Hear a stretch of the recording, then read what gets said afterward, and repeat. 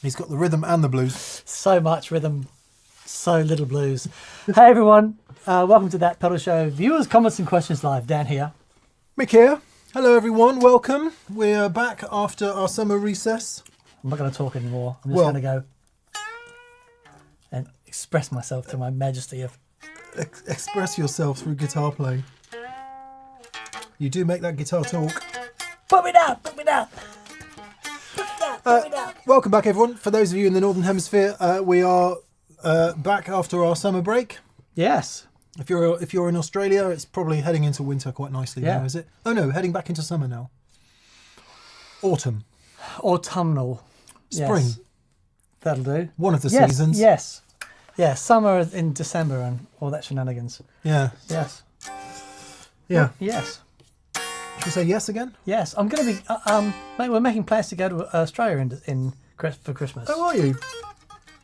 Need to go and see my mummy. Oh, nice. Back to the homeland. Yeah. In Australia, eating the blues lick is... What? It's not that.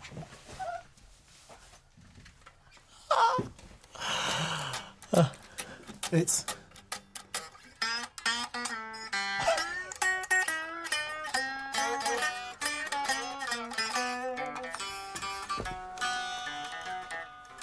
Very good.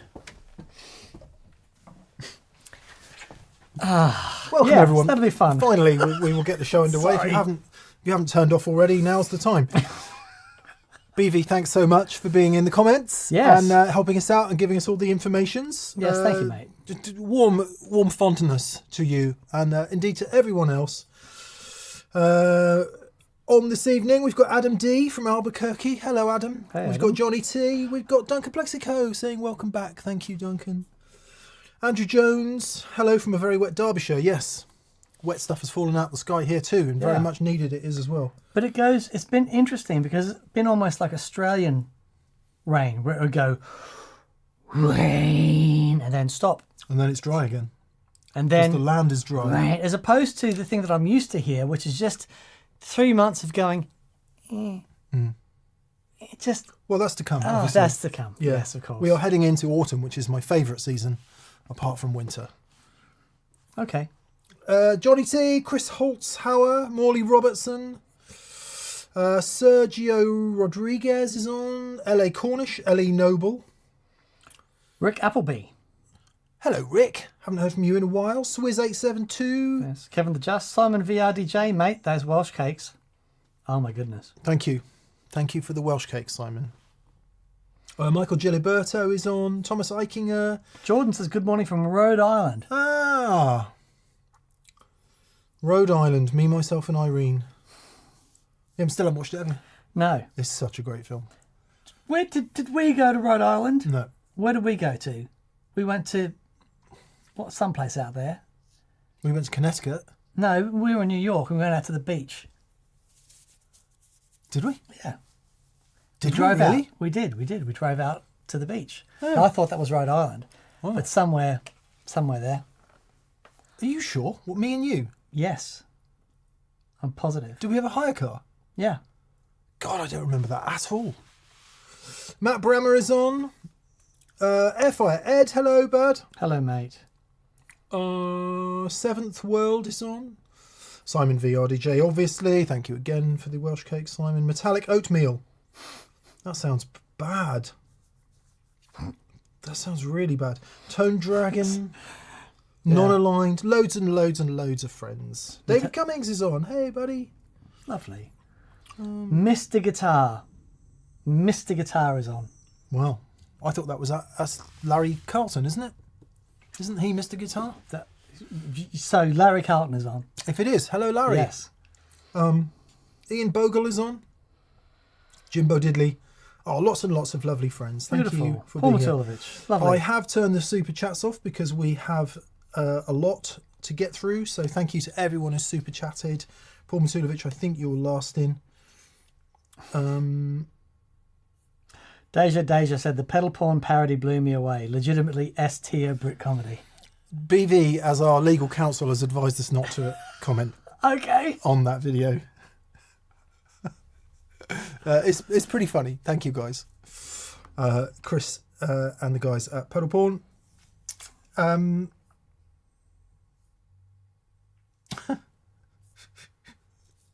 Sorry, just reading some of the comments. Okay, let's get straight into the super chats then, and see what's cooking.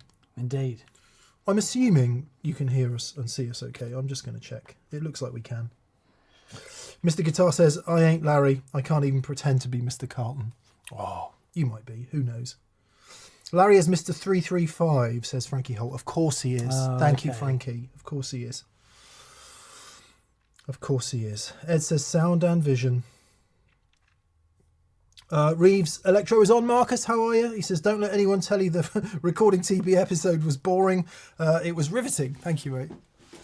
There's really some fascinating comments, actually. I wanted to rivet my hands to the desk after doing it, but it was wonderful, and it was some really great comments from video professionals who said you did an amazing job. Yeah, nice feedback from lots of people. Yeah, useful for some.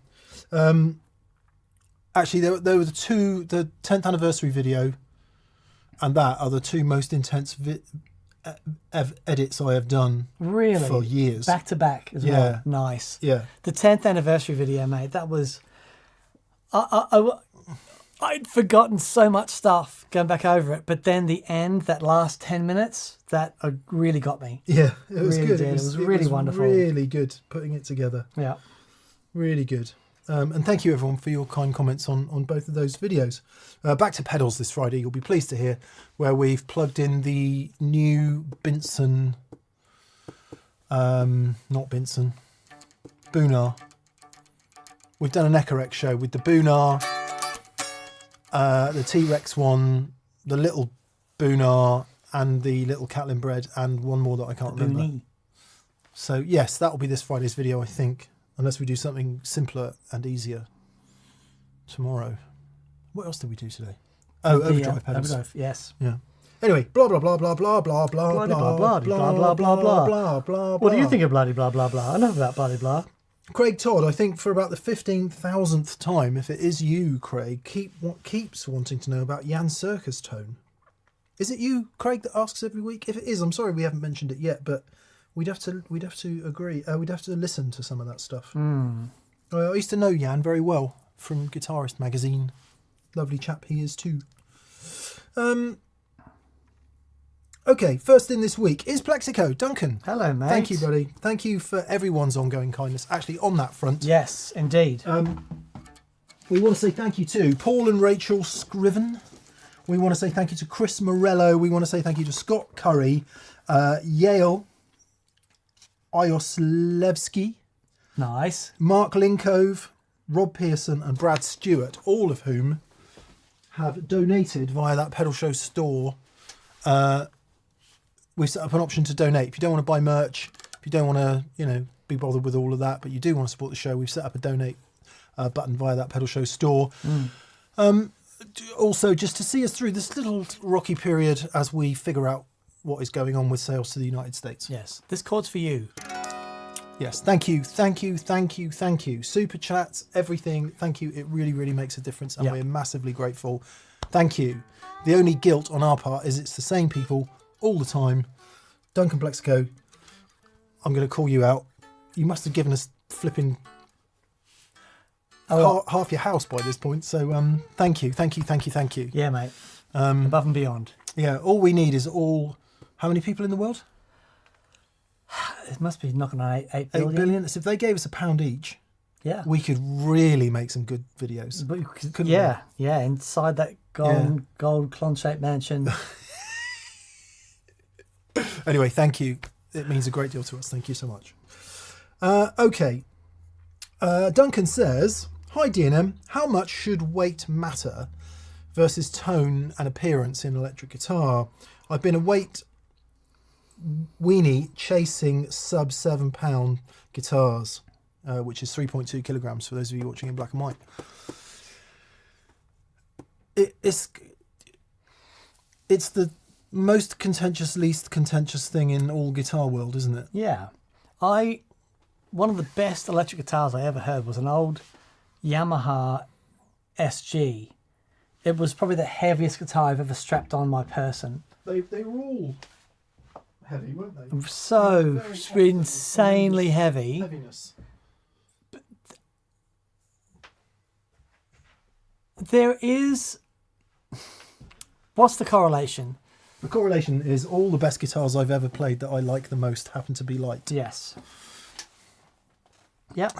And Dan said the word correlation, Yes. not causation.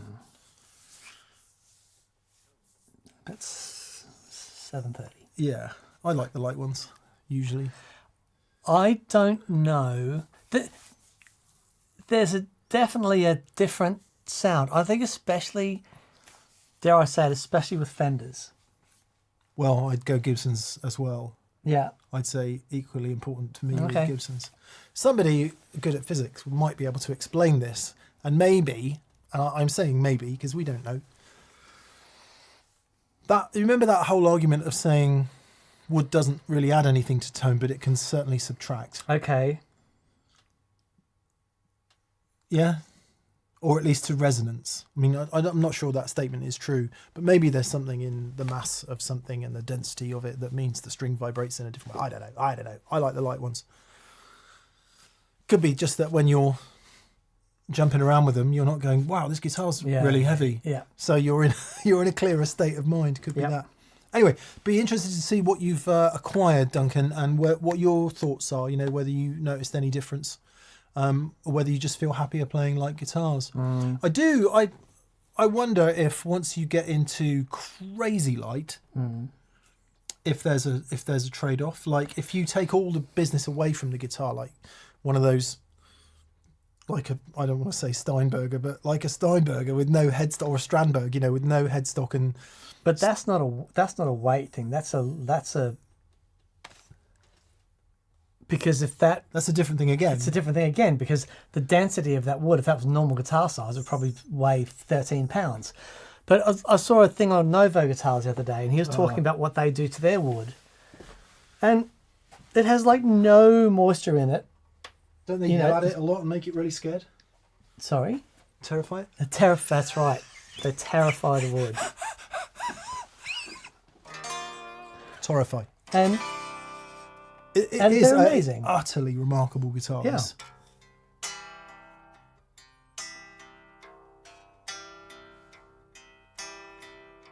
Imagine there's no... Stop it. We'll get cancelled. I don't mean cancelled, I mean taken off the air. Hit with that sounds astonishing. Uh-huh.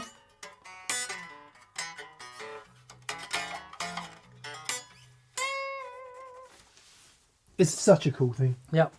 So there is some, like, there's definitely something to it. There's definitely something to, like my Junior as well, that thing is so light and so resonant.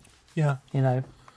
I wonder if it's, see, we're in the world of pure conjecture now, so I wonder if there's something to do with the resonant frequency of the human playing it. Ooh, that's interesting. That's interesting. Like if anyway, let's move on. Good luck, Duncan. Morley Robertson. Hello, Morley. Hey, Morley. He says, welcome back, D&M. Love the 10-year retrospective. In another world, if you didn't ever start TPS, what do you think you'd be doing now? Sat in a white room, looking at the wall going, I like pedals. I like pedals. Yeah, I'd be doing, I mean... Still this all day. Doing gig rig, probably. Because if you think, what was pre-pedal show, I was working on guitar magazines and making video for people, and Dan was doing gig rig, so we'd probably be doing whatever sprung from that.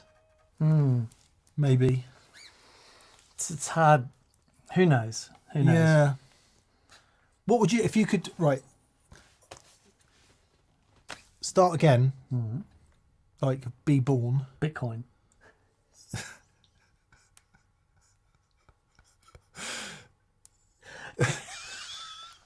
was saying that to me. My friend Martin was saying that. He said you should start your own That Pedal Show cryptocurrency. What would you, if you, as a profession, be born, do school, Yep. and they say, right, Daniel, you can pick what you want to do. What do you want to do?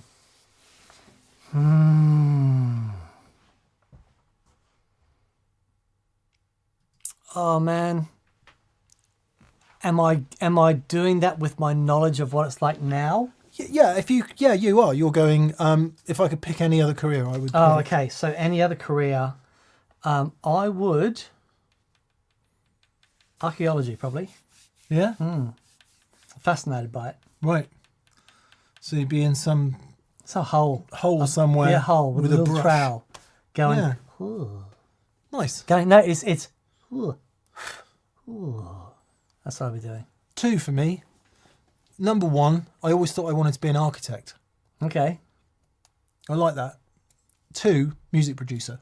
You'd be a great producer. I don't know, but the more I listen to music producers talk, the more I hear, the more interviews I listen to them with them, I'm like, oh yeah, that's what I should have done. So either of those things. Yeah. Yeah. Freedom fighter? What's the French? What were they called? Yeah. Anyway, those guys. Yeah, it's interesting. Like with the knowledge that you have now, I've been watching these videos from Dick Pernicky. Have you seen those? The guy that went up to the like in Alaska and built a cabin and lived there for like 50 years. And actually, no, he went there when he was 50 and built a cabin and lived there until he was 80 something. Wow. And yeah, I have seen it advertised. I know, you romanticize it and it would just be, moments would just be awful, but boy, oh boy, I do yearn for a simple life. Cut a whole bunch of stuff back and just make it. You know what our friend would say about that, don't you?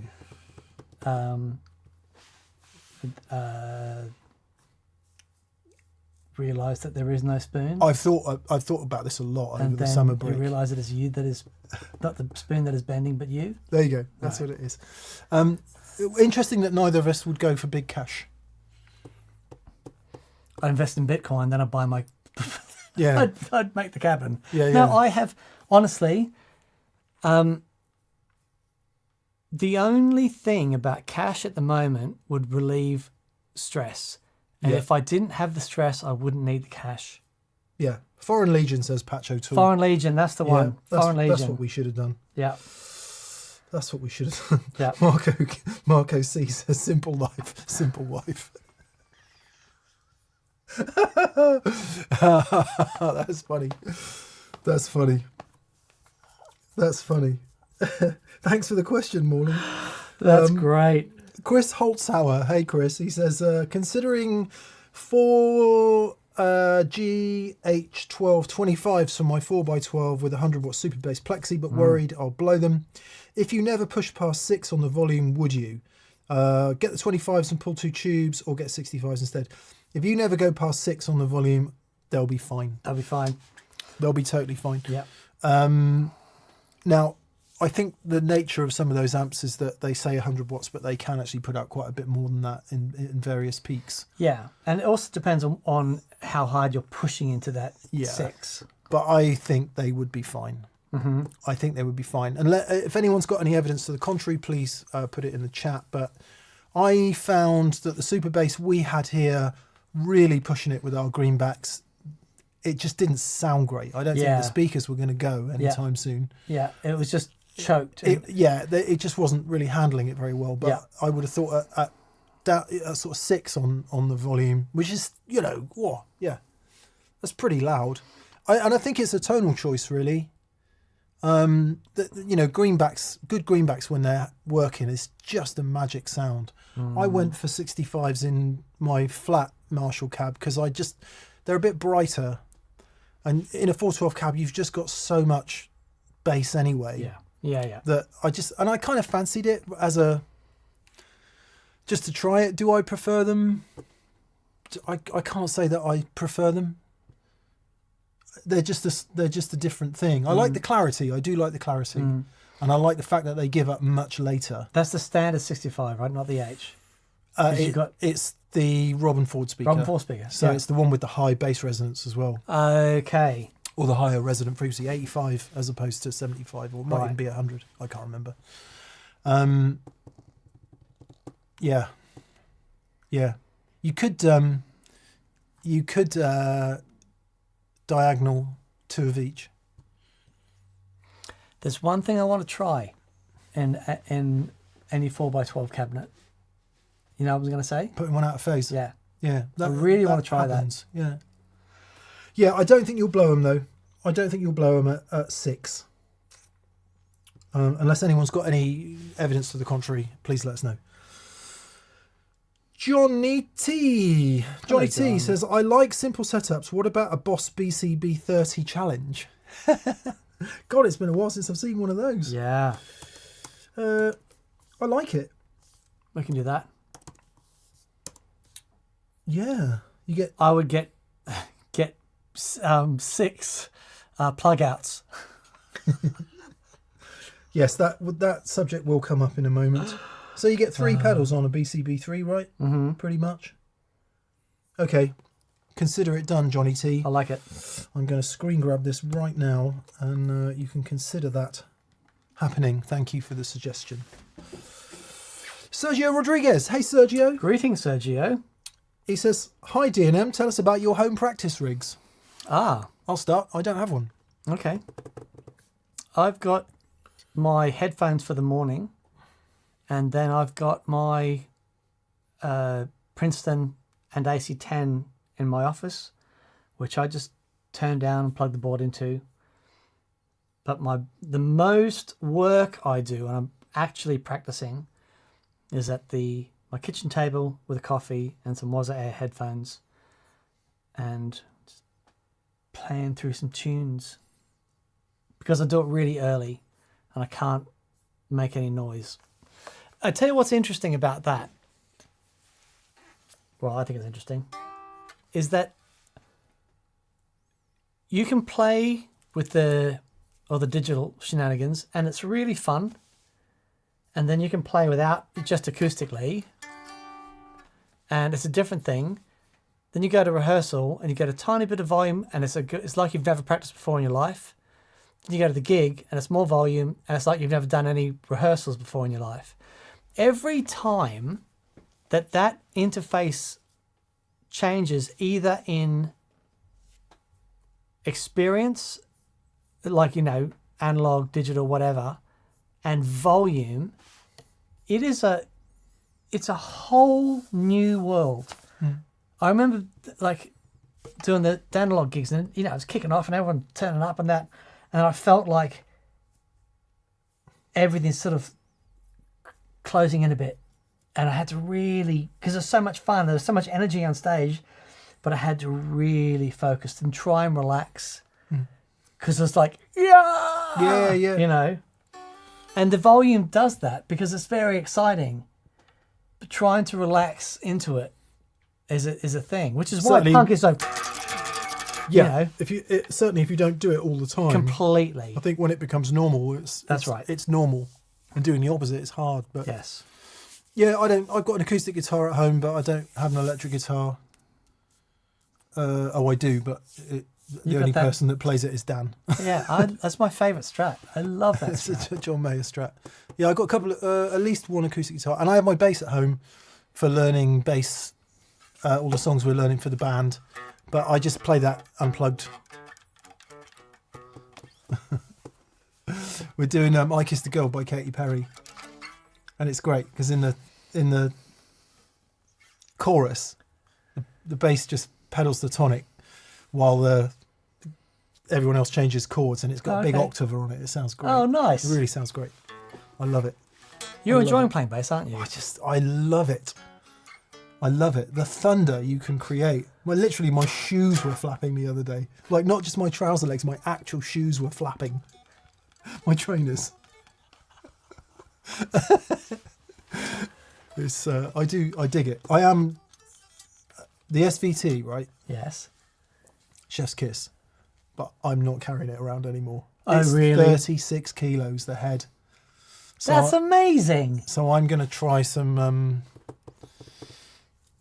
and that's the small one, right? No, that's the big one. Okay. So I'm gonna AB some of those like 500 to 800 watt either solid state or class D. Good luck with that. Yeah, we'll see. There's a boogie one that looks pretty promising. I mean, I've heard some really good sounds out of those things. But then you hear the SVT and it's like, well, that's the sound. It is the sound. It just sounds amazing. Yeah. It does sound amazing. Anyway, blah, blah, blah. Sorry. Hopefully that was helpful, Sergio.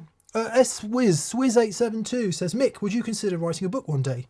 You totally should. Either of your own musings or conversations. Mental health and music would be very interesting.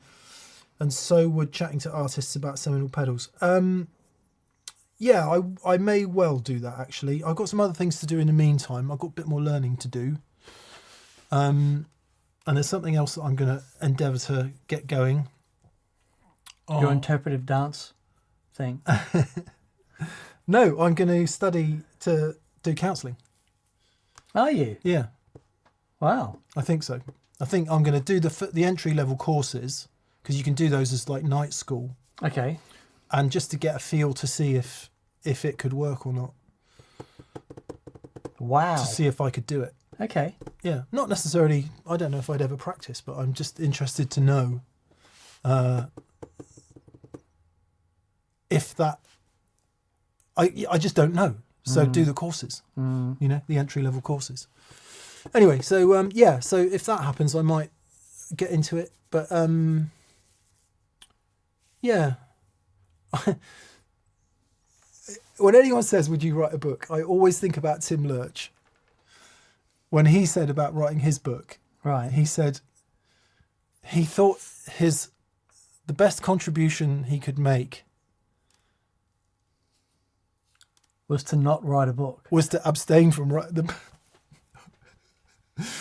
Yeah, in a Buddhist sense, I think he said the best contribution he could make to literature was to abstain from writing a book. And then he wrote one, obviously, on chords. So, I don't know. Yeah, it's kind of you to say, Swizz. I think maybe a podcast before a book, because that would help sell the book. Oh, okay. And then we really could buy a gold clon-shaped mansion. Or a brick for it. Yeah, I don't know. I am to your point, I wouldn't say that I'm skilled in any of that, but I am immensely interested and motivated by that sort of stuff. So maybe. Thank you for asking. LA Cornish. Dan and Mick, congrats on 10 years. Oh, thank you, mate. The first That Pedal show I ever watched was the Josh Scott Cannibal Island crossover. If stranded on the island again, which 4 pedals would your older and wiser selves choose?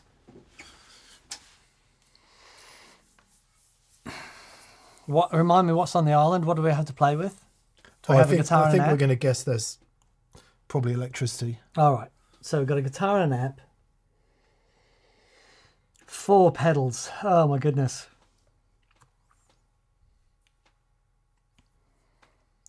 I would probably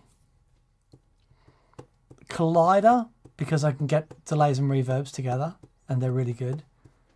Red Wing. I would get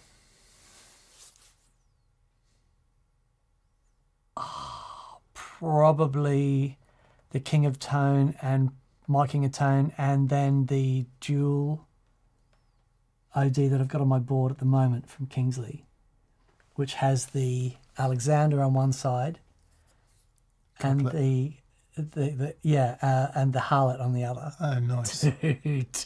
Yeah. Oh my goodness. That sounds pretty good. Yeah. I think I'd go with Kingsley Jester Mark III. Juggler Mark III, sorry. I think it's on the wall behind me. Yeah. So that's all the overdrive I need. Harmonious Monk, CXM 78 reverb, and an Echo Rec. That's which magic. Echo Rec is the question? Yes, that is the question. Very interesting show we did today. Yeah, that'd get you you'd be pretty happy with that. In fact, let's build those boards. If anyone can remember what we said, let's build those boards. Okay, done. Thank you, LA. Michael Giliberto. Hey, Michael. Hello, Michael. He says, greetings, D&M. Hope you had a nice break. Glad to have VCQ back. It complements cardiac rehab sessions on Mondays. Take one from the chat if you please. We will. And hope your recovery is going well, Michael. I've got the question. Go for it. All right, Mick, if you wrote a book, who would you choose to narrate the audiobook version? Oh, Come on! Hugh Grant, obviously.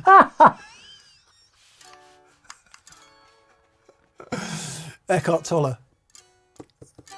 No, you got to do it yourself, haven't you? But yeah. No, you got to choose someone else. Yeah. I choose Pee Wee Herman for mine. That'd be great. Yeah. Yeah. Oh, that's a great one. Very good. Arnold Schwarzenegger. Hey, put that cookie down. Put that cookie down.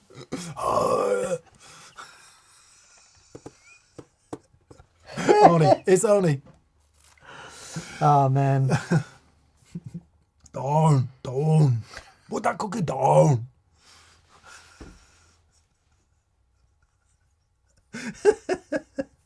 I am a man of the people. Do you remember in the early days of smartphones when apps started happening, there was an Arnie app? And it just had all Arnie's sayings on it. Magic. Get on the chopper.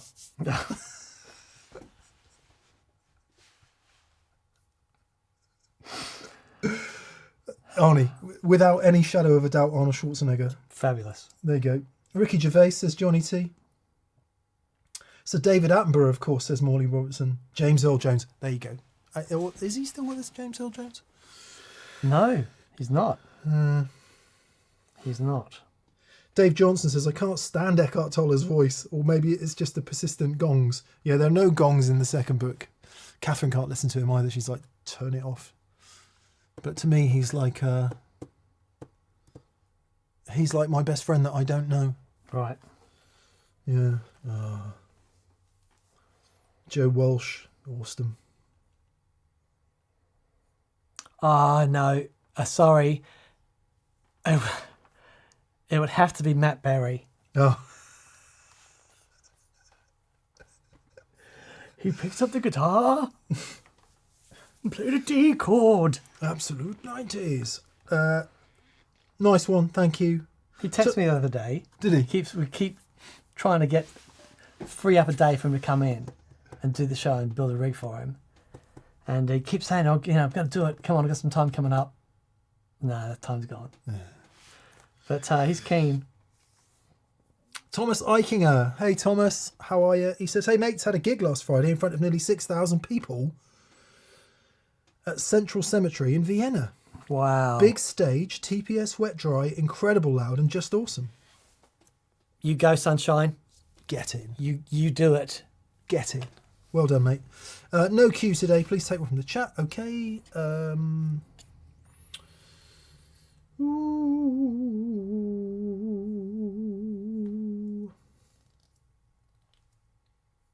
Rick Mail says John 777. Oh, another person who is sadly not with us anymore, but he would have been good. Yoda says Eagle Ray Rob.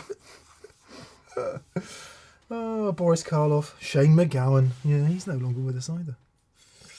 Stewie Griffin says Dr. Friday. Yes. Right, come on then. Let's try and find a question here.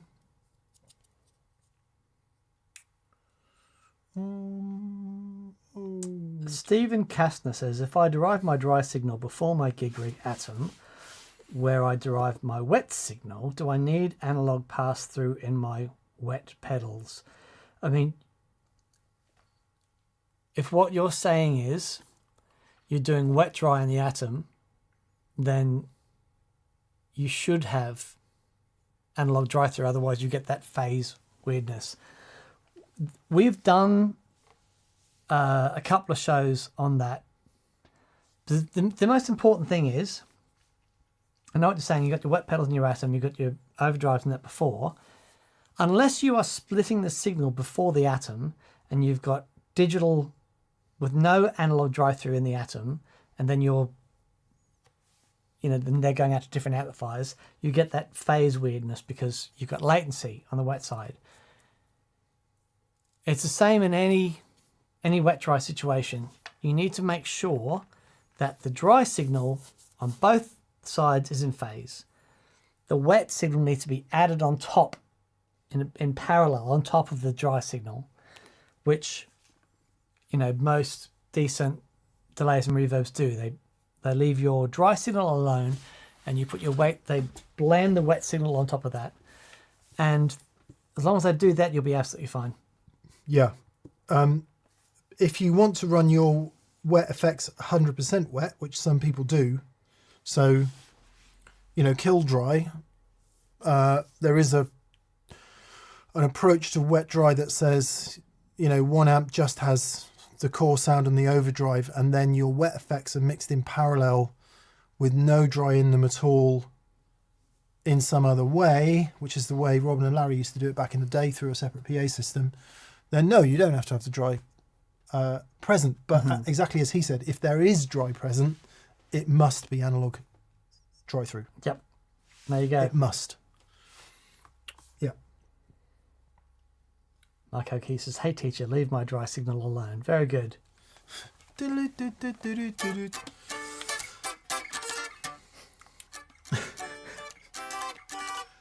That'd be a great mariachi version of that. Mateusz Jimzinski. Mateusz Jimzinski. I hope I said that correctly, or at least intelligibly. D&M, congrats on 10 years. I thought of selling my JCM 900, but with the new Tone King Imperial preamp, I'm tempted to pair it with its power amp. What do you think? I would say definitely try it before you sell it. Yeah. Yeah, I mean, whether you like the JCM 900s or you don't, bypassing the front end will, of course, just give you that huge open Marshall power section. Yeah.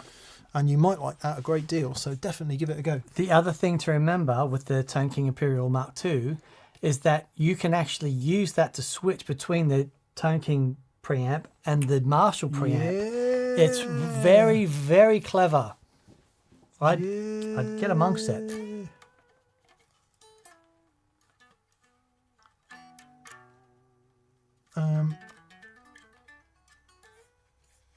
Yeah. Airfire. Ed. Hello, Ed. Mate. He says, moving turned out to have its benefits, namely a Supro Amulet 1x12. There you go. Nice. It's kind of like a Princeton with a 15, 5 and 1 watt power scaling. If you ever want to do a comparison, let me know and I'll bring it down. Thank you, Ed. Oh, brilliant, Ed. Thank you, mate. He said, I've also been offered the opportunity to buy a vintage Mustang at a really good price, but it would have to be sight unseen. No flexibility from the seller. What are your thoughts? That seems odd, I would say, are my main thoughts. Mm-hmm. If you can see really good pictures, that would be an essential. And I would show those pictures to somebody who knows Mustangs. If you're in any way worried. What year did he say it is? He just says vintage. Oh, okay. Yeah, really cool guitars. They're great guitars. But yeah, I would say those pictures would have to be very detailed, and you'd have to consult somebody. Or if it's a really, really, really, really, really good price, just go for it. Or agree. If it's not what it says it is, you can get a refund. Yeah. Have you played the guitar? No, he can't. That's what he's saying. Okay. Because the reason I ask is every guitar has its own story and its own way to sit and feel and be. And it's such a turkey shoot if you're going to get the guitar. If you buy a guitar unseen, if you're going to get it and it's going to be right for you. I've been lucky and unlucky with that.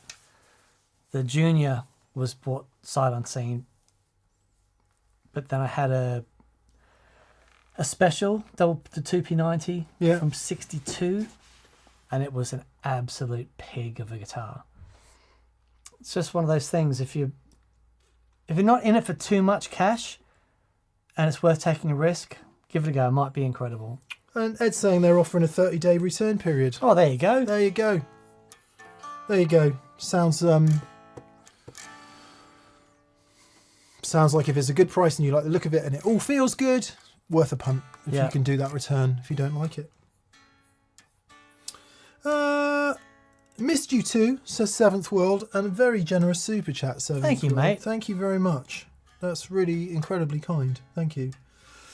Simon V RDJ, good day D&M, or should that be Pam and Vic? Hope the Barabrith turned up today. Please take a question from the chat. Love last week's video. We got some Welsh cake, Simon, so maybe we've got Barabrith to look forward to. Yeah, mate. Cheers, bud. That will help filming tomorrow. Metallic Oatmeal. Is that a new Metallica song? Is it like Pearl Jam? Is that what's going on there? Metallic Metallico. Yeah. Metallic Oatmeal.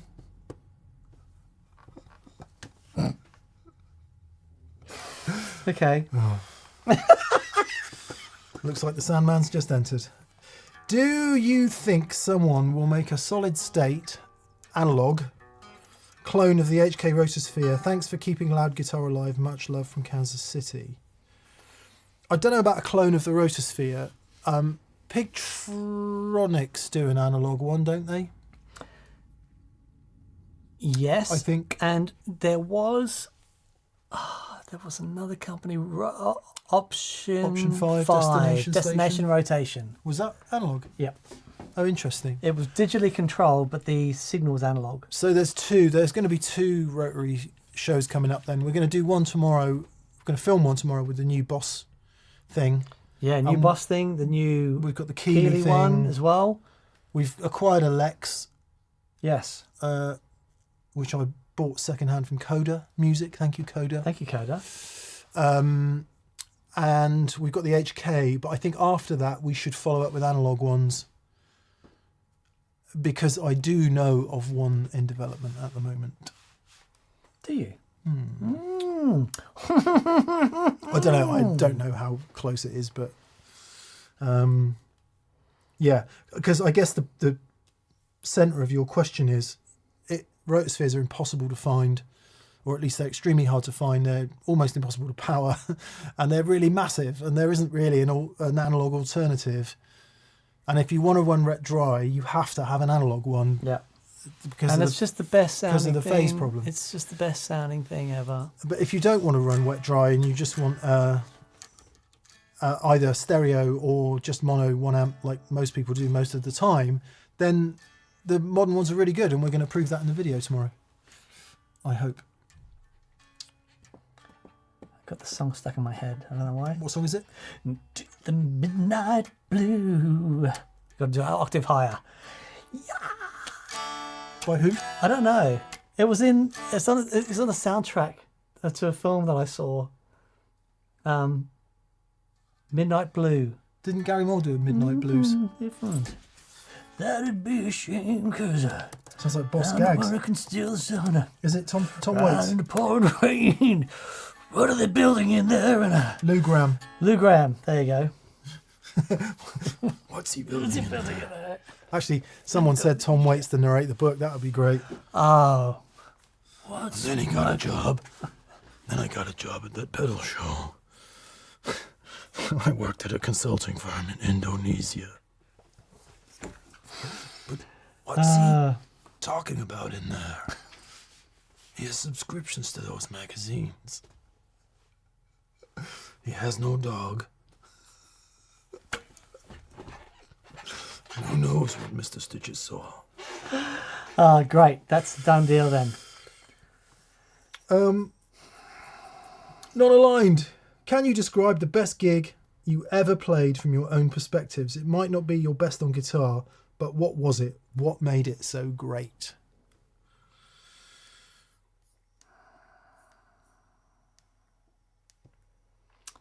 I'll tell you what.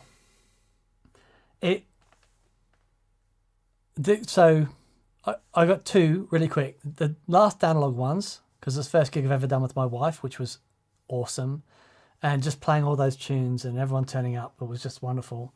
But one of my favourite memories from a gig I ever did, when I left Brisbane to move to Sydney to have a go at doing it for real, and the first time I came back to Brisbane was on tour with Max, this artist that I'd been working with. And that first gig back in Brisbane after leaving with nothing and then coming back and, doing we did this Suncorp Theatre, big outside venue. And that was like, it was amazing to go back to Brisbane, but on those terms, you know what I mean? That was pretty amazing. Nice. Yeah, that was lovely. I think mine was when Joey played with the TPS band. And we played at Lille's and we did a load of Joey's material and we really worked hard on it, Joey Landreth, and we all sang together, and I think that's the best music that's ever come out of me being on stage with a band. Wow. Oh, amazing. Yeah. Because it was original music. Nothing wrong with playing covers, but if you're playing somebody's original music with that artist, it carries an extra weight, I think. Yeah. And just Joey, he lifted us all to a different level. Yeah. Yeah. Didn't he?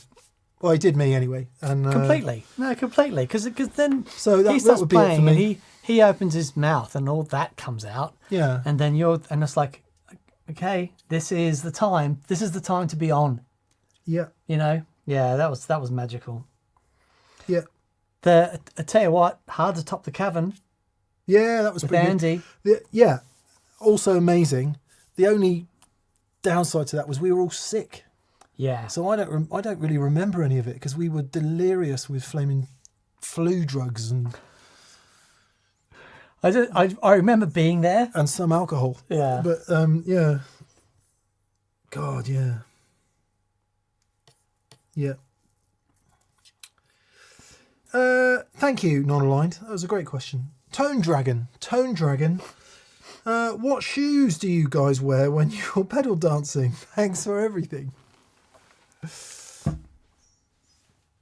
Dan's usually got either those boots on, which are like some leather suede boots, which you can't see, or his shoe of choice generally is a Sketcher. I do like a Sketcher. Yeah, easy to put on. Which I think is important in a shoe. Very much support. Yeah. For a man of preceding years. I am a bit of a shoe fanatic, it's fair to say. So I have a fair collection of slip-on Vans, which I like. I am wearing some right now. These ones with the multicoloured checkerboard. You've got some lovely shoes.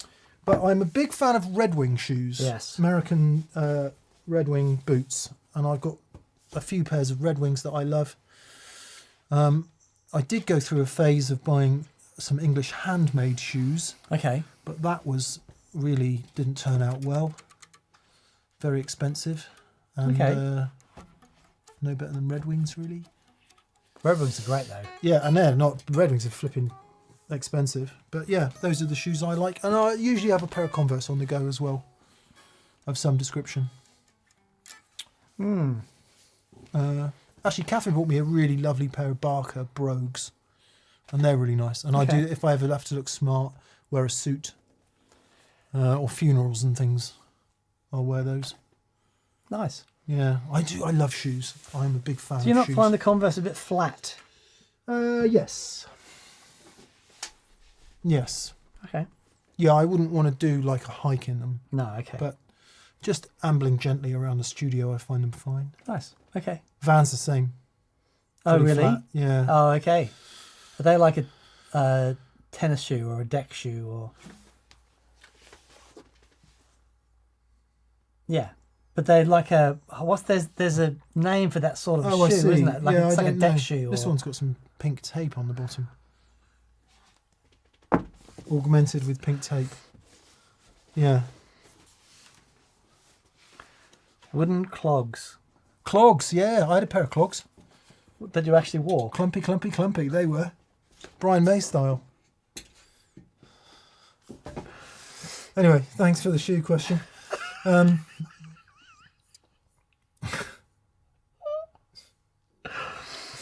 Marco C says, Vans are skating shoes, mate. Yeah, I think they are. The reason I started buying Vans slip-ons is because I saw a photograph of Raikuda. Really? And he's there with these really wicked, like funky-ass cheap sunglasses and a pair of slip-on Vans, and I thought, they're the best shoes in the world. So I bought some. But yeah, I know. He did the soundtrack to an old Tom Cruise film called Cocktail. And I remember when I first moved out of home, I was like 16. My brother had a couple of CDs, and one of them was the Cocktail soundtrack. Yeah, nice. Awesome. I didn't realise he did that. Yeah, he did the soundtrack to it. You know, he's done at least one half-decent jazz record as well. Doesn't surprise me. He's astonishing. Yeah. He is absolutely astonishing. Somebody's saying, James Bless said, I bought a pair of Air Force Ones after seeing Mick's orange ones. Yes, I did. I also had some Air Force Ones. I don't have a pair of those on the go at the moment. But, yeah. Anyway, blimey. I could talk about shoes. Sean Zinger says the all shoe day. discussion just now might be my favourite TPS material ever. I bought a set of deck shoes. Yeah. Went out on a boat, and it was warm, and I've wanted a pair of deck shoes for ages. So I went down to Siren, went to a lovely little place and bought some really nice deck shoes. What, in the classic Timberland deck shoe style, or in a, what do they look like? Like a fancy plaited leather thing with a Yeah. Nice. Yeah, they're lovely. I look forward to seeing them, Dan. Yes. Unfortunately, I'd need to be in shorts for them to make sense. Oh, I and see. No one deserves to see that. No. Shorts not allowed on video.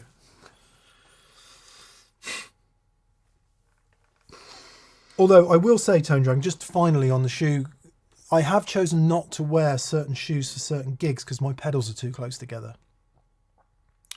And some of my shoes are quite fat in the toe.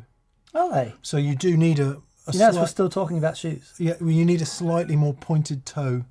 Oh, okay. Yeah. Okay. All right. I get that. Yeah, I have had a cowboy boot phase, I'm sorry to say.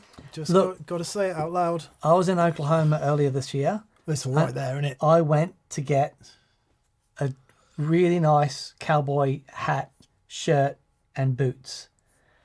I could afford a shirt. And only just. Oh my goodness. That means eye-watering. Yeah. I bought a pair off Patrick Hegel once. Did you? Yeah, which were, I think they would have been a great deal of money. Right. Because they're made out of a certain animal. Okay. Yeah, anyway. Snake. D&M says Reeves electro guitar pedals. I did buy some D&M Chelseas just recently because I want the Red Wing ones, but they're just too expensive. So I got the D&M ones to see if I could get along with them. And they're brilliant, but the leather is so grippy that it's hard to get your foot in the damn things. Yeah, okay. It's like put a smooth on the inside so your sock... Anyway, dear Dr. Martens. I wore those for years. DMT. They were my school shoes. I had DMs for school shoes. What? But not the lace-up boot things. Did you Eight- really? 8-hole eyelet boots. Yeah. Oh, of course, because you don't wear shorts over here because it's never warm enough to not be exposed. Yes. Okay. Okay. Still talking about we shoes. really do Still need to talking about move shoes. on. This is fantastic. It's some sort of record. Fat old guy at 5,000 meters says, "How now, brown cow?" Take one from the chat. Marco C says moccasin. Dr. Shelves. They keep look. I don't think we have any choice. Deja says cowboy boots give a pretty nice heel leverage for a wah too, as well as being thin at the toe. Yeah, they're really good. They're really good for that. I saw some really astonishing boots though when I was in Oklahoma, and we went to Texas and saw Andy, and man, you know what's amazing?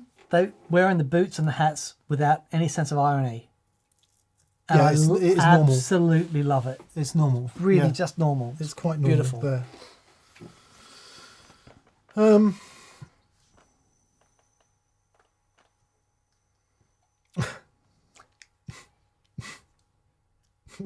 Someone's saying, imagine Tom Waits was your podiatrist.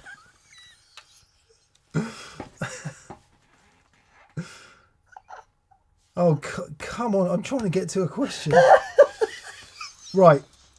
Let's get off shoes. Okay, all right. Sorry. Marinito 40 says, what are your current focuses when practicing?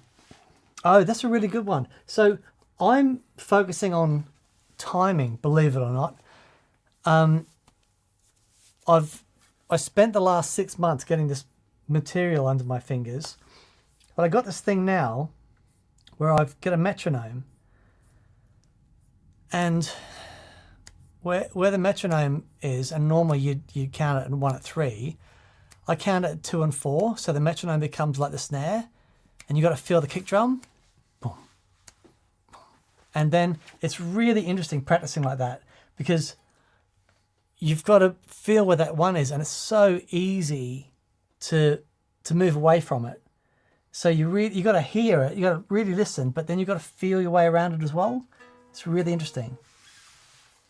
So you got to, like, normally your metronome is here, and you go 1, 2, 3, but you don't do that. You go 2, 3, 4, 1, 2, 3. So the metronome is like a snare hit. So you got to feel the kick drum. Right. And you practice like that.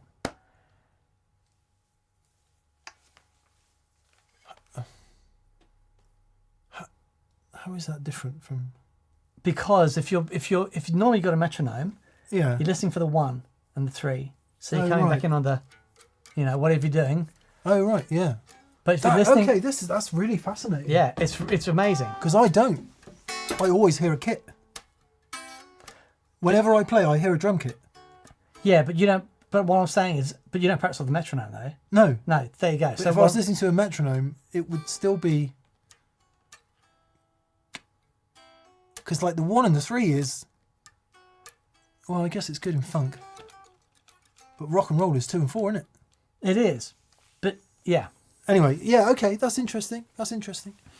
I'm practicing at the moment. I'm not playing guitar at the moment, but I am practicing singing and playing bass.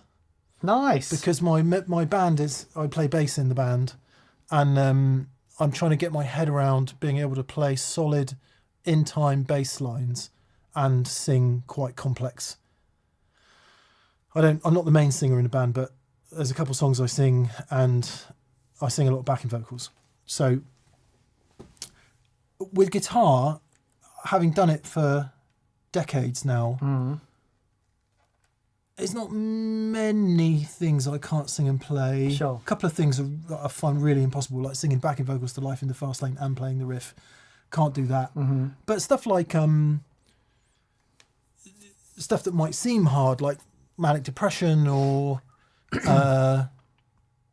some more syncopated stuff, actually falls under the fingers much easier than you would think on guitar. Right. Bass, whole different game, because Okay. there is. You've got to be present for the 1 and the 3 on the bass guitar. Yeah, sure. Generally speaking. So yeah, that's what I've been practicing, Nice. and that's just a case of routining. Yeah. So Do you enjoy that process? go through it Retaining once. the tunes. Yeah, big time. Yeah, me too. I absolutely love it. Yeah, I like learning them. What I love about learning bass is that it's so quick. Yeah, okay. Because you've only got one note at a time, really, unless you're playing chords, which Right. I don't do a lot of. Although I have discovered a couple of chords that I am now playing all the time. You know, when you that one where you so we do a really awesome version of I Will Survive, right? And then, you know,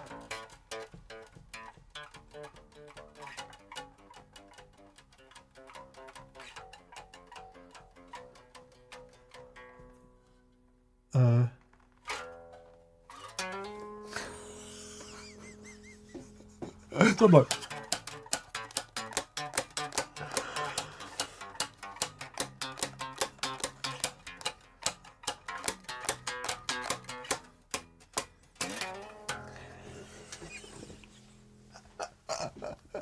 Love it.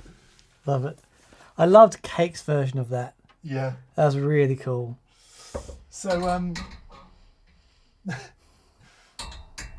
it's so, I mean, it's like literally the cheesiest thing ever, and I love it. So yeah, for me, trying to sing and play bass and be tight Yeah.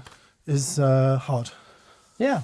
really hard, and you've got to kind of, Yeah, yeah. But it's a different mentality to playing guitar. You know, you've got to, it's just a whole different job, yeah, you know. yeah. Love it. I'm really Dr. Friday says, please dye that fretboard with deep stain. I know, I was looking at it just then going, what? I'm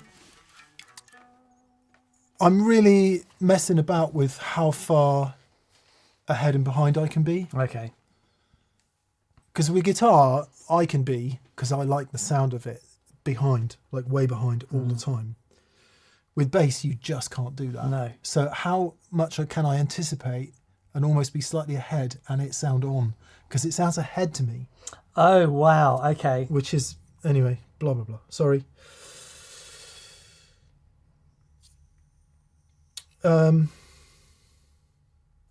Yeah. Pal Effects, Pal Effects says, hi Dan, hi Hey, Mick. hello. I just saw that Anderson's hit 1 million views and saw you there. I hope you also get the 1 million views very soon. Keep on rocking. Oh, thank you, mate. That's very kind. Well, we'll be wizened old men by the time that happens. But we'll get to 500,000, I think, at some point. Yeah. But it's what an achievement for Andertons. It's really great. I'm really pleased for them. Congratulations, guys. Yeah. It's a big deal. And I think we spoke about them in the 10th anniversary video, said it in a message we sent to them, but you know, without them we wouldn't be here. Yeah. And I don't think a lot of guitar YouTubers would be around if it wasn't for them. Yep. So Yeah, they congrats, guys. showed us what was possible. Yeah. Yes. Klein Kusia, I'll just quickly answer your question because you've asked it a couple of times. So, current draw for QMX 6.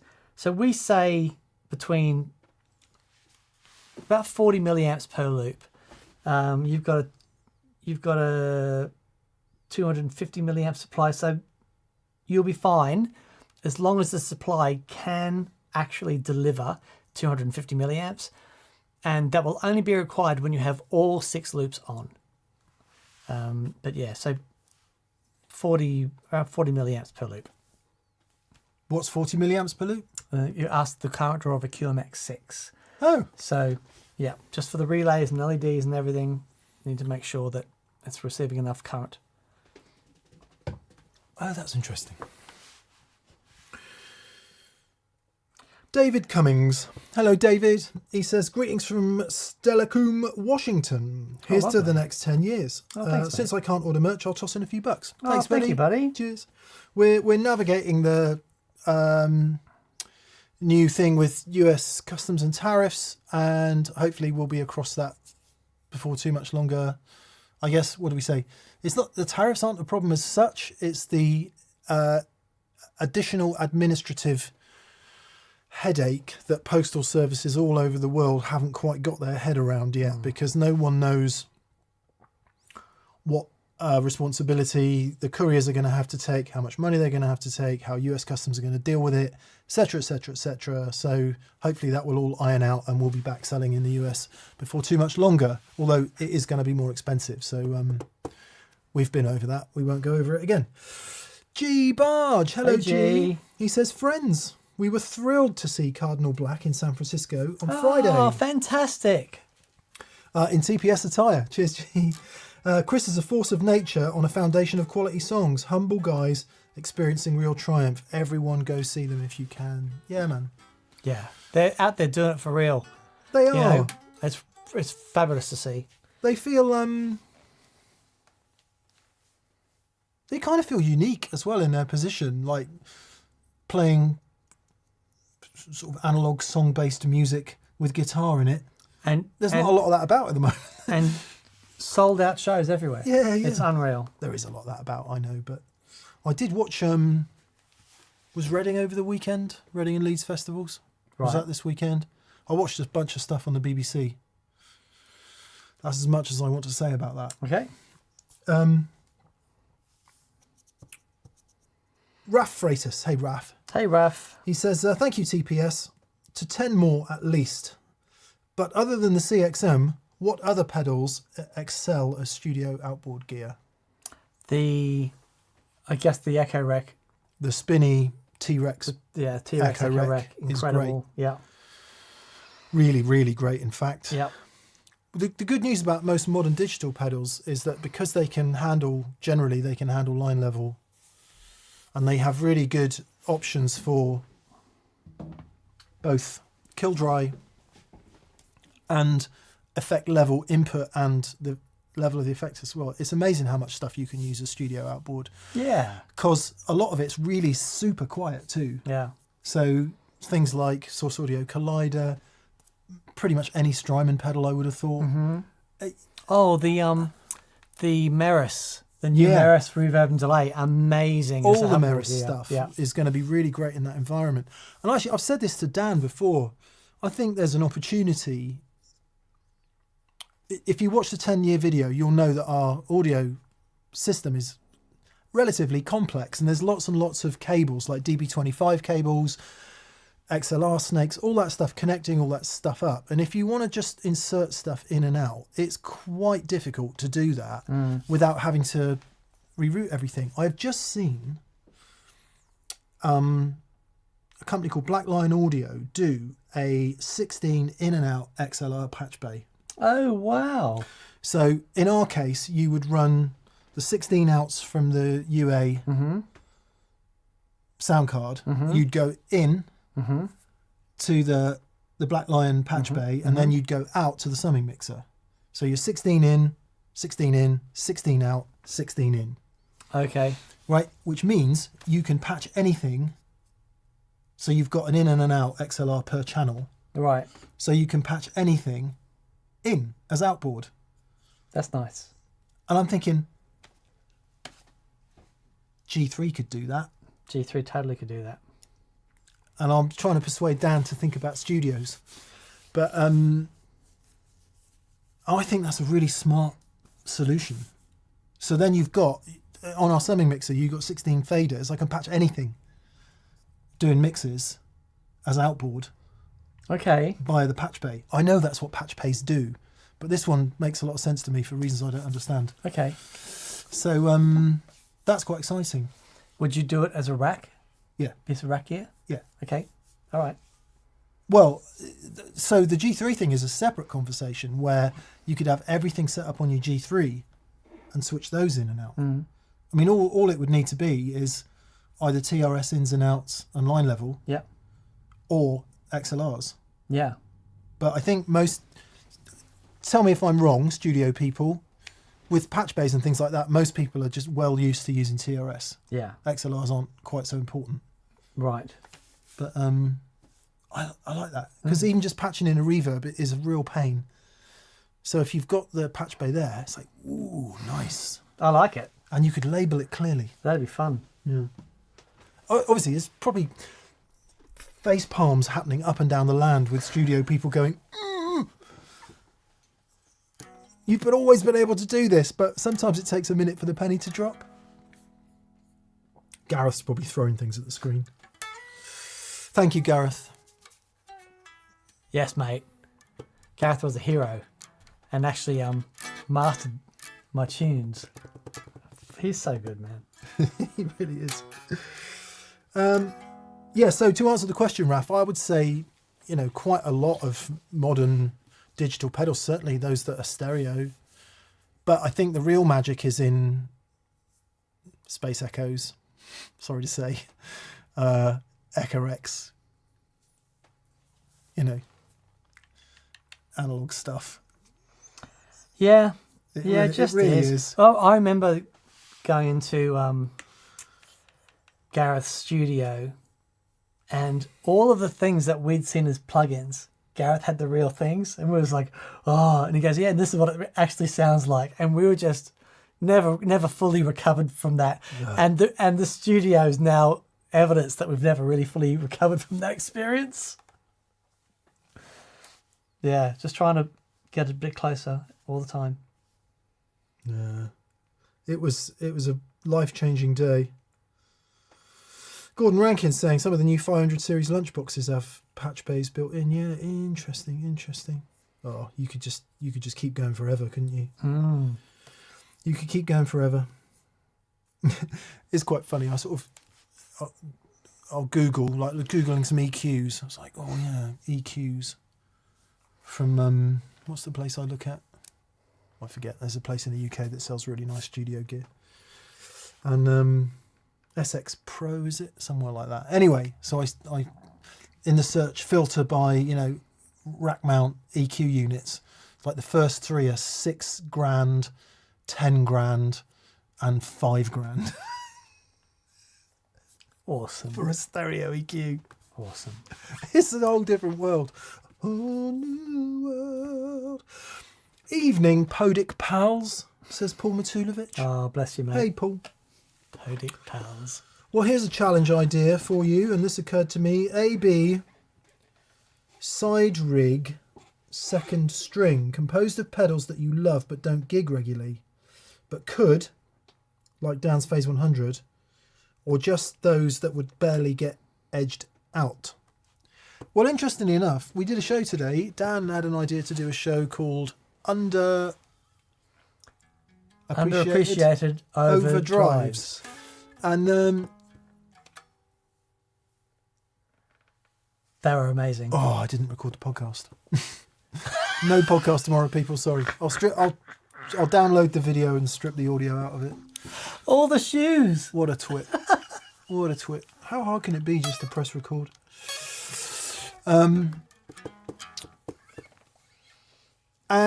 just it's almost exactly what you said. It's stuff that doesn't hit the board all the time, but it's actually really brilliant. And we were just blown away, weren't we, with some of the pedals today? Unreal. Like, oh my God, that's so good. Yeah. Which of course is the problem with, not the problem, it's the challenge with the pedal market as it exists now. There's so many things out there. What the hell do you choose? Especially when you are lucky boys like we are and you've got all the stuff. But yeah, some just immensely good stuff. Yep. Yeah, really killer. Yeah. So maybe we'll do that, Paul. There's a couple of good things that have come in tonight, actually. I'm going to screen grab that to remind me. And I think somehow we've managed to gallop through the super chats. Which amazing. I don't quite believe. No, I don't believe that either. Unless we've missed a load.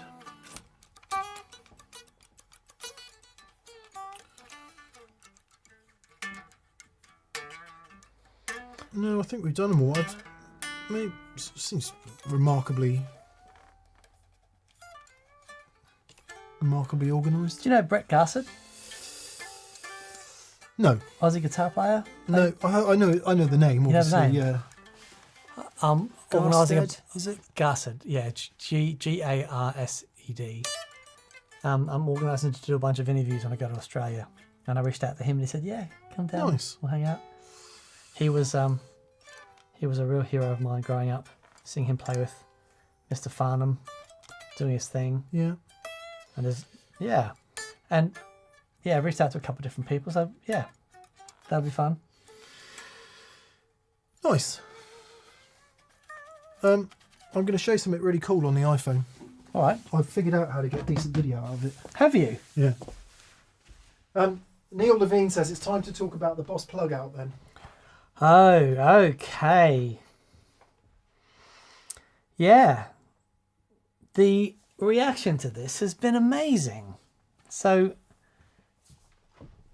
I'm assuming... Oh, what have you got? So in my constant desire to figure out how to make iPhone video look good, I mean, it does look good. In natural light, iPhone video looks amazing. Yeah. But in studio light, it looks dreadful. Yep. Right. Okay. Forget the Apple app. Forget the Apple app. Use the Blackmagic app. Blackmagic have an app? They do. Blackmagic camera. Right. So you can set all the various settings on the camera. Does it have an auto? Well, yeah, that's what I'm trying to avoid. Yeah, but see, I'm not as brilliant as you. Okay. It does have an auto. Okay. It does have an auto. But what's really good is you can plug a hard disk in there and record straight to the hard disk so you don't fill your phone up. Because if you record in Apple Log like I'm doing, it's huge. They come off as gigamegas. And then, because you have to fix the aperture at 1.8, yes, because that's the only option. Okay. It's too bright for anything. Yes. Variable ND filter. No, you're joking. That's amazing. It's truly amazing. Wow. So all the vlog stuff in the 10th anniversary video I filmed on this. You're joking. Yeah, not the side stuff while I'm working at the computers, but yeah, when I'm working around, and it's actually looks really good. It's a bit of a bitch to grade. But, okay. So much more complex than it needs to be, but yeah, but that's like finally making it look good. It's wafer thin. We'll see what happens because what's going to be next? 17. In a minute, iPhone 17. Yeah. So I'll see if that's going to be any better. But anyway, there we are. That's amazing, dude. Well done. Good. Right. Somebody explain to me why everyone's so annoyed with the Boss thing then. Okay, so. Does anyone want to chime in on this? Why is everyone so annoyed? I'm not going to say anything. Let's hear what you have to say. Why do you think people were annoyed by the Boss plug out? Benjamin Epps says for only $1.99 you can also unlock a tone knob. And let's see, David Tompkins. People are mistakenly comparing the plug out to a multi-effects where it falls short. Think of it as lots of single-use Boss pedals that we're all fine with, and it's a bargain. Yes? Sludge Factory is saying it's a shell that rents tones and can be rescinded unsupported at Boss at will. Okay, so that seems to be the major thing, isn't it? So you buy the thing and then you buy effects for it. It has... How does that differ from a plugin? Yeah, and that's right. So, but I guess the okay, think of it from Boss's point of view. The pedals that are in there are recreations of some really rare Boss beasts. So things like the Spectrum and the Boss pitch shifter and the slow gear, and there's the DC. Actually, the DC2 is there yet, but it's on the way. But there's like 8 in there at the moment. There's another 8 on the way. Yeah, so Adolfo Herrera, Danielle Williams, hi Danielle, Dwayne Jessam, everyone's saying you don't own anything. Okay. Because you just have to subscribe. Obviously, I'm going to play Neville's Avocado here and say there's loads of things that you subscribe to that can be rescinded. We just want to own what we buy. Okay, yeah, that's interesting. Yeah, don't but buy it. But if you buy a buy a Line 6 instead. If you buy a plug-in, you do you not own the... Oh, you do, yeah. For as long as it's supported and as long as it works, you do own it. Yeah, I guess so. So that's not the case with this? I don't know. Yeah, interesting. Interesting. So let's see. Does Marty seem to- Boo says the plug out offers 8 effects from discontinued and strange pedals. The rest of the effects depend on 1, an app, and 2, paying an annual fee. Ah. Excuse me. Also, only 16 slots of effects. Okay, so people are just opposed to the subscription model then. Okay. Yeah. Frankie Hot says it's the fine print, baby. Rowley says if they'd done it like Eventide with the H9, no one would have had a problem. You bought extra effects and owned them, even if you bought another H9.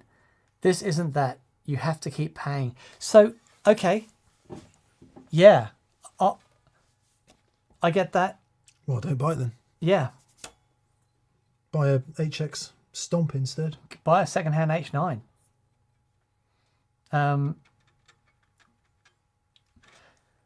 Yeah, that's interesting. I mean, a lot of the software I use, I don't own. I guess I rent it.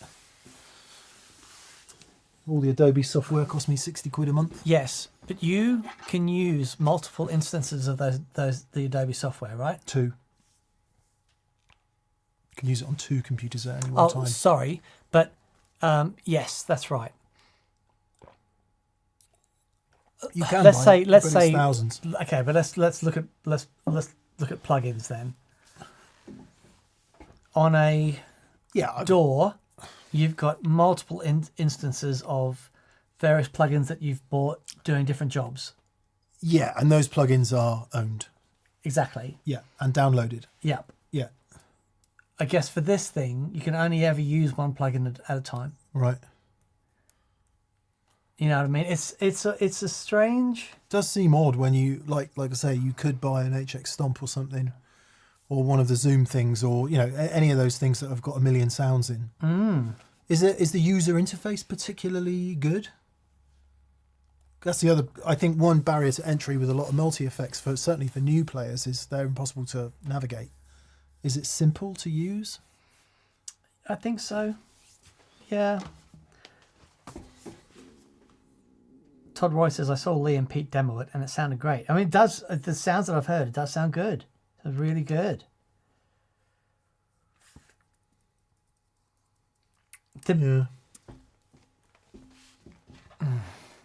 You can, with a remote switch, you can switch between 2 different effects. Yeah, I don't know. It's a novel take on it. Yeah. I think there'll be a lot of people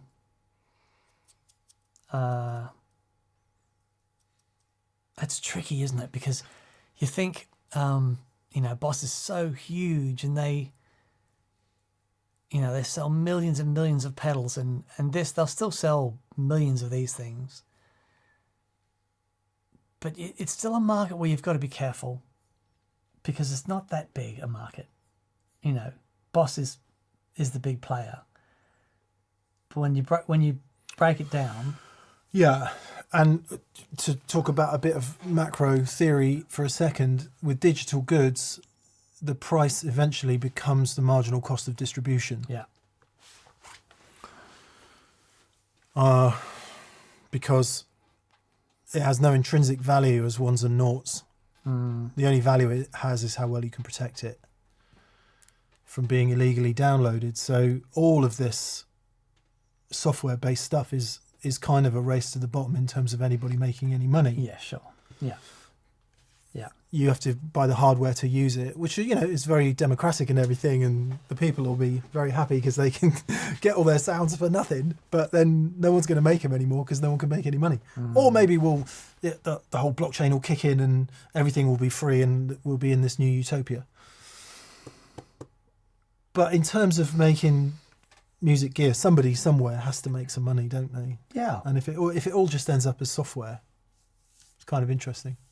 Not saying good or bad, but how long before all your guitar tones, and I guess we're most of the way there now already, are just literally on your phone along with everything else in your life. And the communication technology is quick enough to just Bluetooth from your phone, and your phone transfers to the next thing. I mean, I know this is already available, but I mean, at a sort of workable level with no latency and stuff like that. Yeah. Yeah, and then the people who sound good are still using 70s and 80s Boss pedals and completely, and stuff from the 60s and 50s. Some really interesting comments as well here. Mad 24R4. Boss tries to stop the bleeding from getting overtaken left and right by cheap do-it-all machines, which is good. And Mike Brooks says people are getting fed up with the subscription model, continually paying for stuff they already have and use. I see. BV has said, the reality is most of the guitar community, it's usually noise about all the things something doesn't do, not what it actually does pretty well.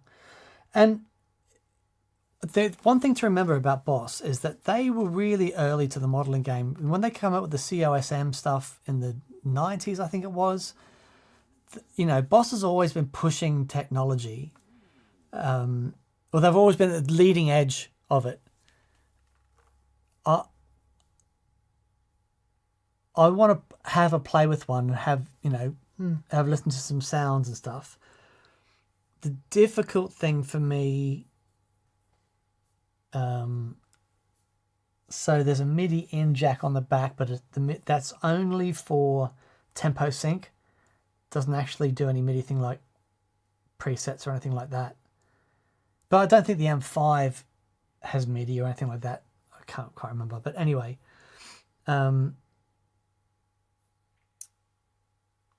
but because it's a digital start to finish, I'd be using those things for extraneous sounds. So that I'm interested to hear the pitch shifter in it.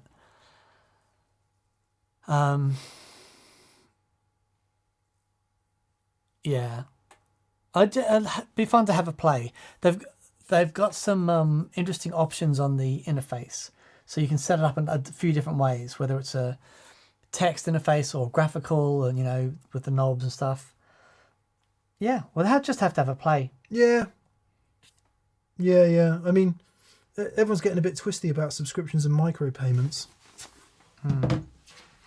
Powell Effects says, I've recently seen guitarists and clients returning to analog pedals instead of digital ones. I've done this for nearly 25 years. Yeah, completely. And that's exactly right. No micropayment required. I could sell it for 3 times what I paid for it, probably. Yeah. And, yeah, I mean, I know. Why So this is interesting, right? Getting so annoyed. It says, so Powell Effects says, do you think this trend will continue into the future? Cheers. An interesting trend that I've seen at a local venue talking to the sound guy. He says lots of the young bands are coming through now with amps on stage because for one reason or another, they can get hold of amplifiers and makes them excited, and they're writing music and they're going out performing. What year did you buy this? I bought that in 1992. That's a long time ago. It's a long time ago. How much did you pay for it? I think I paid $200. What's it worth now? More than $200. Analog, people. Analog, real things. Real hardware, analog things. What? So, digital technology is fantastic. We use it every day. You're watching this because of digital technology. All I would say about the analog thing, and the reason, I think a good example for me is my old Vox. You can have you can set up the best microphones in the world and the best studio in the world and model that amplifier to the absolute nth degree. It will only ever be an emulation of that amp. That amp is different in every room, in every environment, in every moisture, humidity measurement. And it is an instrument unto itself. The emulations and everything, they're all great, but they'll only ever be emulations. And when you've got the analog stuff, there is something, it might be just being very romantic, No. But there is something. There's nothing. It's not romantic. No, I agree. But everyone's going to be going, "Oh, It's you guys are human drunk." and it's real. It's and yes, And we it all sounds know amazing. the reality of and the limitations and that sort of stuff. But when you're plugging into amps that are set up and sound good with analog gear, and it's the right analog gear for you and you. Yeah, it is. It's genre dependent as well. Yeah, all that stuff. But if it's rock and roll, it's analog. Yeah.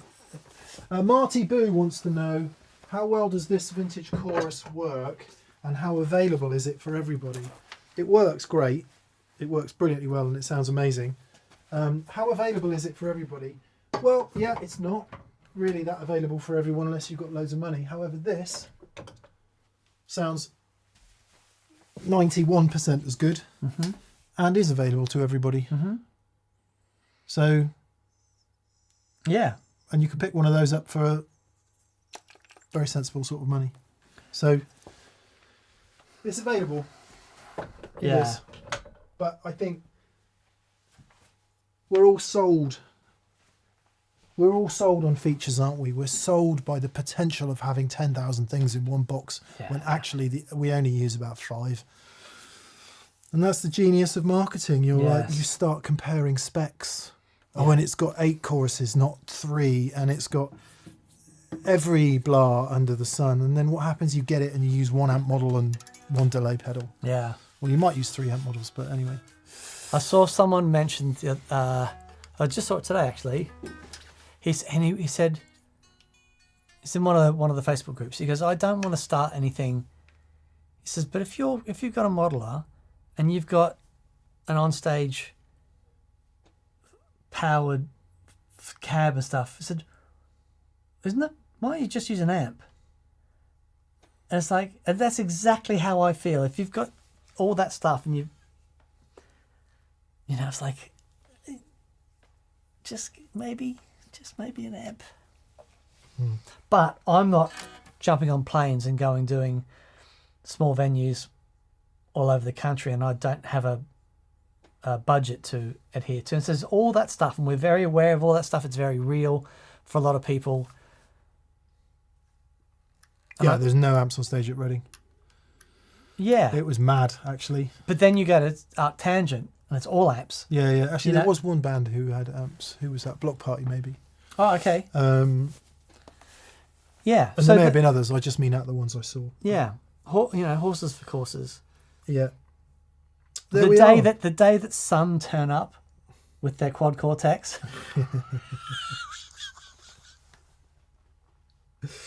Yeah. There's people in the chat saying that maybe people are misunderstanding the subscription model because it's to do with Roland Cloud and all that. Anyway, good. Well, that was a good. It's a conversation that we need to have and keep having, and it's fascinating. It's fascinating to see where all of this stuff is going. This is the thing, right? All of this stuff is going somewhere, and digital is heading off in a direction, and it's really interesting and fascinating to see. My old Vox is not going anywhere, and it's always going to sound remarkable. Yeah, I mean, you know, and anybody, absolutely, and anybody watching this, you're in the like 0.1% microcosm of the guitar community who was in it enough to watch this crap, with me and him.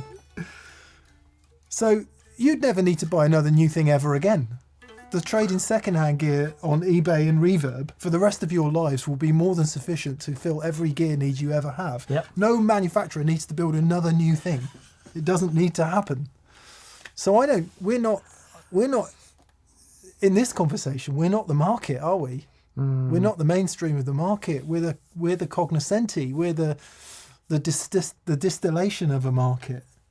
So I sort of, a little bit of me, whenever things like this start to happen, it's like people start talking about the mass market and everything. It's like, I don't care about the mass market. They can carry on buying their whatever it is they buy. We're not interested in that. We're interested in the distilled goods. Yeah.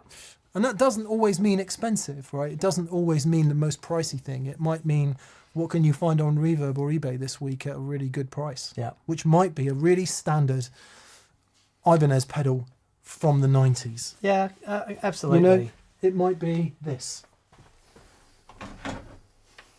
The Ibanez Super Stereo Chorus. Unreal. Right? It might be that. Yep. Hardly highly desirable boutique or amazing, but sounds fantastic. Yep. And if you plug into that thing and it actually inspires you to make some music, that's it. Yeah. Away we go. Let's play some guitar and make some music and have some fun. Yep. Done. Happy days. Yep. Good. Right. Renan Santos is really eager to talk about ES335 or Collins I35 pickups. He's thinking about some throwbacks, Yep. but he wants to know if there's anything else he should think about before spending the money on the throwbacks. Wants a nice PAF style. The fact that Collins spec throwbacks as an option in their guitars, I think, speaks volumes. Yeah. And they also used to and perhaps still spec Lollas. So you've got a pretty good start there. In my 335, I put Lolla low winds, and I really dig them. Yeah, they sound amazing. I really that like guitar. them. I really like them. They're great. As you can hear. I would say you can spend a lot of time, right, really stressing over this stuff. If everything in you is saying, yeah, throwbacks is the right thing, just do it. Yeah. Save yourself the hassle and the stress. Get the throwbacks, stick them in there. Yeah. Or have someone else put them in there, preferably, because it's not the nicest job in the world. And you won't be sad. You won't be sad. I think they have a stellar reputation. The Throwbacks are amazing. Yeah. Yeah. And if they're the right price and that's where your mind is going, then go there. Because otherwise you just spend the next however long stressing about it and then worrying about it. Interesting enough, what's in there already? Would be interesting to know what's in the guitar already and what you don't like about them. What I didn't like about the pickups in my 335 is they were just a bit woolly sounding. They were a bit flat, didn't have a lot of bite or air. Almost felt like they were slightly overwound or something, or a bit too symmetrical. Okay. Or too much pot, maybe. All the things that close a pickup in, because I like bright, airy, a little bit phasey, actually. Where the coils might not be wound exactly the same. Yeah. And also, and this is contentious, ever so slightly microphonic. Like the tiniest bit. So that right at the most gain that you want to use, they don't squeal. Yes. Yeah. And it might be at the maximum gain you want to use, they squeal a tiny bit, you've got to back that maximum gain off just a hair. So for a different player, might not like this guitar, because that one will squeal a tiny bit. And your also do that. 65 Tele will squeal. Completely. My 345 might just a tad. So, and I think that's the trade-off, because everything is yin and yang. There's never any, it's just more powerful, that means more good. If it's more powerful, you trade off somewhere else. Completely. If it's more airy, you trade off somewhere else. So completely. you've just got to continually balance this thing. I'm saying get the throwbacks and stop worrying about it. And that comes with love from someone who's just worried about it for so long and just got so stuck in the mud with trying to work this stuff out. Yeah. And once you've got them in there and they sound great, leave them.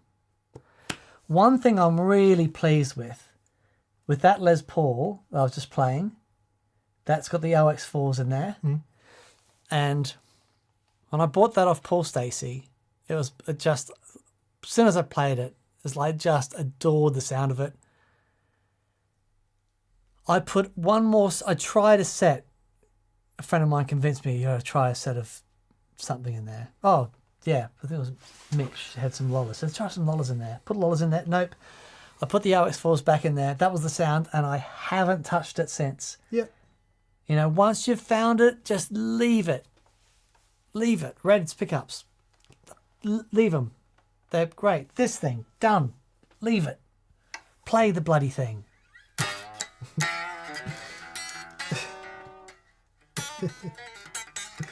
Eagle Ray Rob. We'll end on Eagle Ray Rob tonight and get out for some meat feast, Daniel. Meat feast. I don't think we're going to have an answer, Rob, but we'll go there anyway. He says, what difference, if any, do you two hear between a 52 Tele bridge pickup with flat pole pieces versus the post 52 Tele bridge pickups with the staggered pole pieces? Let's say the magnets are the same and the wire is the same. So all I would say is most of the flat ones I've tried are hotter because they are modelled after they first came out and they were similar to the lap steel pickups. Yeah. The ones with so... But this is the problem, right? Because what happened is the wire and the potting changed, the magnet grade and strength will have changed. Yeah. Even if the spec doesn't say they've changed, it will have done. Yeah. And so you can never really apples with apples. Jason Lawler wrote a great thing on this about Strat pickups. So in his opinion, they sound best when they're not staggered. I think I'm right in saying. Oh yes, I remember that. I don't want to put words in his mouth, but in any case, go and read the Jason Lawler post about Strat pickups on it. I don't know. I've never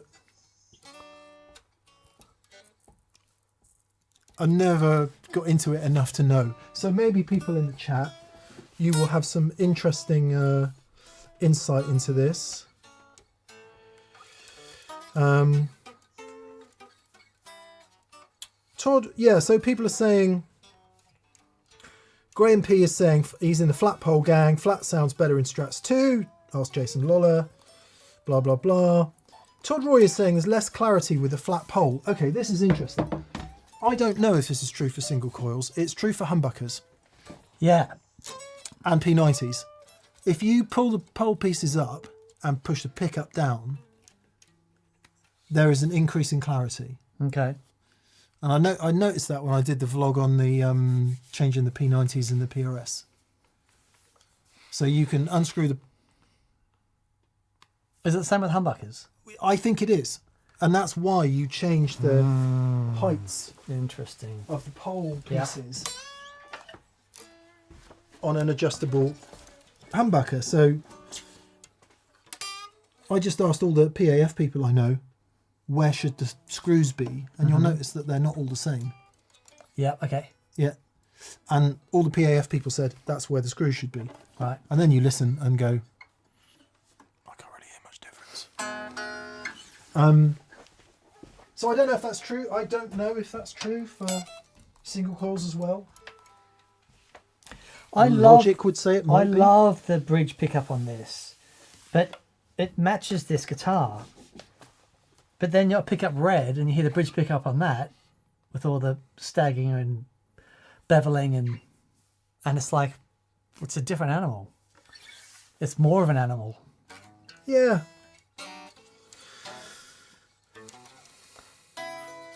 Did you see your friend Robin McIntosh was on Anderson's? Yeah, I haven't watched it yet. And he played the intro to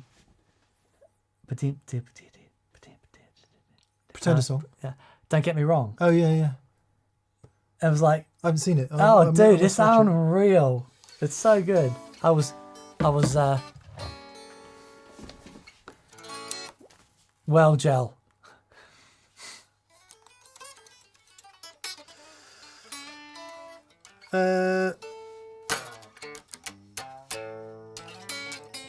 This is from BV. Music Therapy Laz, who's friend of the show and often commenter, says he's meeting Chris Buck in San Francisco today to buy his Fender Deluxe Reverb reissue. Oh, fantastic! I asked to say him hello today for us. I don't know if that was supposed to be public, BB, but it is now.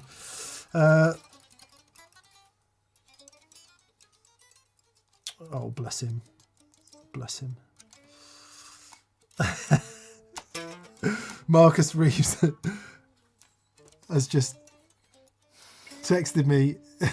Marcus is going down the same rabbit hole as I'm going down with iPhones, although that's a little rig for his phone, although I think Marcus is strictly Android phone, but it's all the same. That looks really cool, man. That lens looks really cool as well. That's right, doesn't it? Nice. Nice. Okay. Friday's show is either going to be... it's going to be whatever's quickest to edit out of the Boonar show and the underappreciated overdrives. Okay. And I think it might be that one. Anyway, whatever I can edit quickest will be this Friday's show. And then, yeah, just onwards and upwards into the autumn. Yeah. Got some things we want to do. We when we did the 10th anniversary show and we sat in here and just had our conversation on the lounges, that was really fun. That sort of format. And so just, you know, it'd be nice to have change some stuff up. I think could be fun. Yeah. Yeah. It's time for a bit of a change. Yeah. It's been a while since we've changed. GOGT says, Mick, the sustain of your Gibson was amazing. It really is. This one, you mean? Well, they both sustain pretty well, but this one is epic. That's incredible, that guitar. It's epic. But I am about to do the unthinkable. What? Bigsby. Because... Did you find one? Bless them, the guys at... Remember that really cool bridge I showed you? Yeah. The guys in Germany.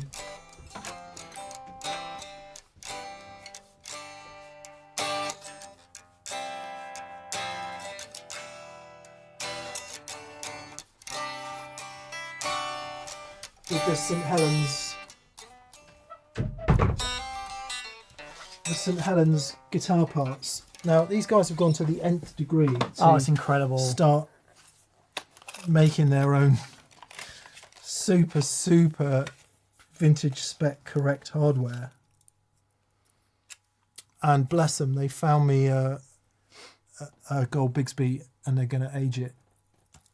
Really? Can I have a look? To the correct level for that guitar. And the guitar is so good as it is. Yeah, it's incredible. Putting a Bigsby on it is a real risk. Do you have to drill into the guitar? Yep. Ooh. Yep.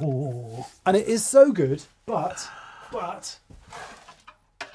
there's elements of this Yeah. in general that annoy the crap out of me. Yeah, I hear you. So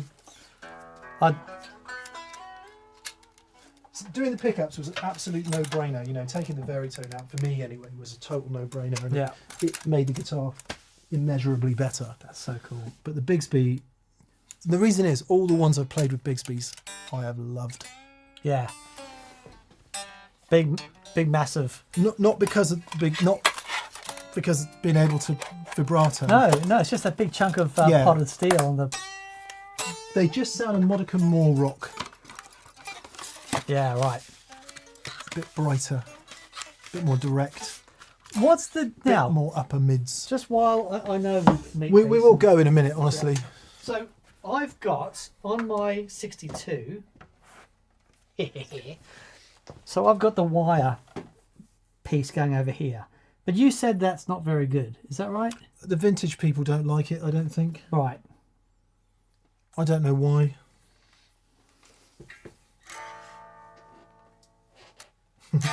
Everyone's like, no, don't do it, don't do it.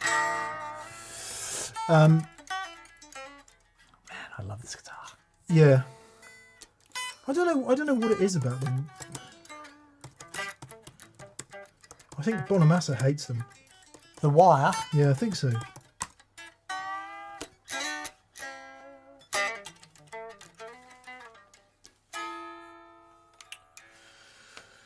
So the correct is for 50s Les Pauls, it should be non-wired. I don't know when the wire came in, but the reason people hate them is because they roll. Oh, okay. Yeah.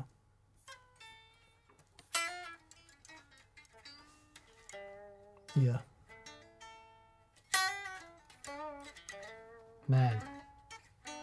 There's a little video going around of Matt from Monty's, and it says, oh, I'm just refretting this gorgeous old SG, and it's this one that he refretted, and he's just showing people how he did it. And every now and then I just watch him tap that fret in there. It's so lovely. Awesome. Awesome. Okay. Thank you. Tebby Bear says, forget the Bigsby and get a Floyd Rose. Now you're talking. Drill, baby, drill. Okay. Hello, Come Rosie on, baby. Winkins. How are you? You going to come and say hello then? Or you don't want to do the jump in today? Come on. Come say hello to the people. Come on. Come on. We haven't got all day. Come on. Come up here. What's this? Come on, Rosie. You'll sit on Dan's lap, won't you? You going to be? Yeah, Good okay. girl. Right.